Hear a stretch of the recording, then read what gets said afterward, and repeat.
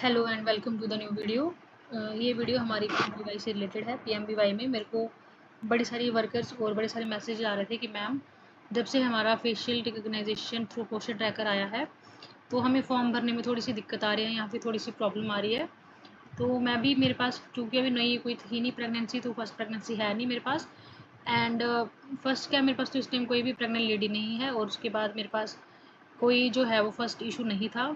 अभी second girl child का मेरे पास एक इशू था, तो मैंने सोचा क्योंकि मैं लीव पे हूँ और मैं थोड़ा काम भी आजकल थोड़ा आहिस्ता आहिस्ता देखती हूँ, क्योंकि बेबी के साथ भी टाइम नहीं लगता है और वैसे भी नींद कंप्लीट नहीं होती, तो बंदे को वैसे ही पूरा दिन जो है वो सुस्ती पड़ी रहती है। तो मैंने सोचा कि आज अपना जो फॉर्म है उनका मैं फ़िल करूँ। सेकंड गर्ल चाइल्ड है मेरे पास एक, तो मैं इस फॉर्म को फ़िल कर रही थी क्योंकि मैंने बहुत देर के बाद अपनी आईडी खोली है। तो जब हम बड़ी देर के बाद कोई चीज़ खोलते हैं तो कभी-कभी हमें कुछ चीज़ें सीखने में थोड़ा-सा टाइम लग जाता है, और शायद आज मेरे साथ यही चीज़ हुई।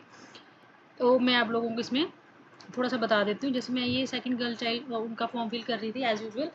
अपनी आईडी पासवर्ड लगा के हमने अपना डाटा एंट्री पे जाना है। एंड ये जब मैं डाटा एंट्री पे यहाँ पे जाती हूँ, उसके बाद बेनिफिशियरी रजिस्ट्रेशन पे मैंने यहाँ पे जब क्लिक किया, अब सेकंड गर्ल चाइल्ड है तो मैं सेकंड गर्ल चाइल्ड पे ही जाऊँगी। नंबर ऑफ़ लिविंग चिल्ड्रन दोनों बच्चे हैं उनके, वो पे जाऊँगी और इसको मैं जो है वो यहाँ से क्लिक कर दूँगी। उसके बाद मैं बेनिफिशियरी का यहाँ पे जो है नाम, जो एज़ पर आधार जो है उनका नाम, मैंने बेनिफिशियरी का उनका नाम जो था वो मैंने एंटर कर दिया। क्योंकि बेनिफिशियरी की डिटेल कई बार क्या होती है, जैसे मेरे को किसी एक ने दी थी बेनिफिशियरी ने, तो उसका जो आधार पे नाम था, उसने जब मुझे आधार लिखवाया था तब नाम कुछ और था। ए और ई का डिफरेंस था, बाद में उसने एडिट करवा लिया और वो फिर हमारा पीएमबीवाई उठा नहीं रहा था, क्योंकि वो ऑलरेडी वो उस नाम से सेव था। तो ऐसे भी इश्यूज हो जाते हैं। अगर किसी का एडिटेड आधार है तो आप कोशिश करिए कि पीएमबीवाई में आप लोग उसी को ही चढ़ाइए। अब मैंने नाम उसका एज़ पर आधार लिख लिया। उसके बाद मैं उसको यहाँ से जो भी उसकी डिटेल है वो मांगूंगी, क्योंकि ये अभी मेरे पोर्टल पे शो नहीं हो रही, इसलिए हम यहाँ से उसके बाद मैं डायरेक्ट मैंने क्या किया, मैंने सीधा ही facial recognition through portion tracker कर दिया। अब यहाँ पे आधार तो ऑथेंटिकेटेड आ रहा था, लेकिन मुझे बार बार बोल रहे थे please enter Aadhaar details, name and number, name and Aadhaar number, then click the facial recognition through portion tracker button. अब मैंने जब ये चीज़ देखी तो मेरे को दिमाग में एक चीज़ आई कि मैंने नाम भी यहाँ पे फिल किया है, आधार नंबर भी फिल किया है, फिर भी मुझे ये नोटिफिकेशन क्यों बार बार यहाँ पे पॉप हो रही है कि आप पहले इनका आधार नंबर डालिए, फिर नाम डालिए, उसके बाद इस पर क्लिक करिए। तो मैं तो वैसे ही कर रही थी, पहले नाम डाला, फिर आधार नंबर डाला, उसके बाद मैंने क्लिक किया। तो फिर मैंने एक चीज़ की, मैंने इसको क्या किया, यहाँ से इसको ओके कर दिया। ओके करने के बाद यहाँ से फिर क्या होगा, हमारा जब हम ओके करेंगे तो फॉर्म हमारा दोबारा से बैक हो जाएगा। मैं आपको ये समझाने की कोशिश कर रही हूँ कि आप, कई बार हम बोलते हैं कि मैम फॉर्म नहीं भरा जा रहा, हम फॉर्म भर रहे हैं, तो वो फॉर्म जो है वो बार बार बैक हो रहा है। तो पहला रीज़न क्या है, यही रीज़न है उसका कि हमने जो फेशियल रिकग्नाइजेशन सिस्टम है वो फ्रॉम पोर्शन ट्रैकर, उस पर हम लोग थोड़ा जल्दी आ जाते हैं। आपने क्या करना है, डाटा एंट्री पे जाके अगर फर्स्ट चाइल्ड है तो फर्स्ट चाइल्ड पे क्लिक करना है, सेकंड पे है सेकंड पे, एज यूजुअल आप लोग भरते हो, उसमें आपको बताने की ज़रूरत नहीं है। फिर उनका जो बेनिफिशियरी का जो नाम होगा, आपने एज यूजुअल एज आधार आपने उसको फिल करना है।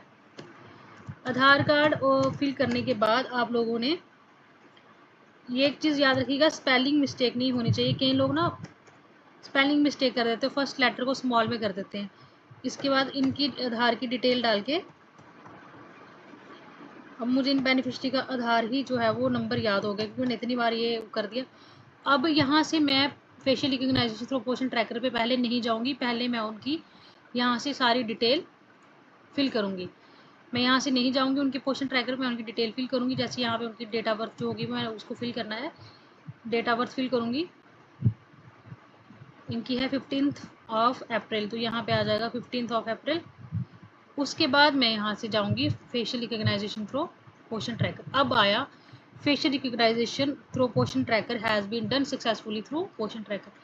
मतलब जब मैं पहले सिर्फ आधार नंबर, और पहले मैंने क्या किया, मैंने सिर्फ उनका नाम डाला और आधार की डिटेल डाल के सीधा फेशियल रिकग्नाइजेशन पे चली गई। तो वहाँ मुझे बार बार वो बोल रहा था कि ये facial recognition through portion tracker जो है वो पहले आप नाम डालिए फिर आधार डालिए, जबकि मैं वैसा ही कर रही थी। आप लोगों ने क्या करना है, नाम, आधार, डेट ऑफ बर्थ डाल के, क्योंकि आधार पे ये 3 चीज़ें होती हैं, नाम, उनका आधार नंबर और उनकी डेट ऑफ, पहले आपने ये तीनों चीज़ें डालनी है, फिर ये ग्रीन वाले स्लॉट पे जाके क्लिक करना है और आपका जो फ़ोटो होगा वो सक्सेसफुल हो जाएगा।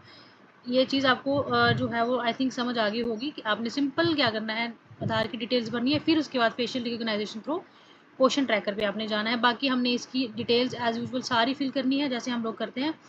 उसके बाद इसको जो है वो हमने सबमिट कर देना है, ताकि जो बेनिफिशियरी है मेरी, जो उसको सक्सेसफुली इसका जो क्लेम है या इसकी जो बेनिफिशियरी का जो भी इनका बेनिफिट है वो इनको टाइमली जो है वो मिल जाए। इंपॉर्टेंट इन्फॉर्मेशन थी इसलिए क्योंकि मुझे कई बार वर्कर्स बोल रही थी कि मैम हम फॉर्म भरते हैं, जैसे हम फेशियल रिकग्नाइजेशन पे क्लिक करते हैं तो हमारा सारा फॉर्म वापस हो जाता है। तो उसका रीज़न यही था, फॉर्म वापस हमने पहले आधार की डिटेल भरनी है, फिर फेशियल रिकग्नाइजेशन पे जाना है। ऐसे हमने अपने से नहीं करना कि पहले, मैं भी 2-3 बार ऐसे ही किया, मैं खुद हैरान हो रही थी कि ये कैसे हो रहा है।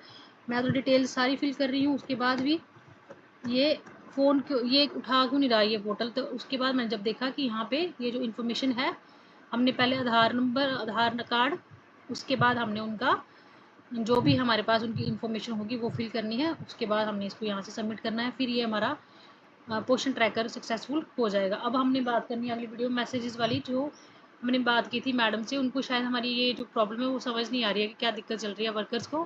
फिर भी हमने उनको बोला है कि मैम ऐसे से मैसेजेस आ रहे हैं।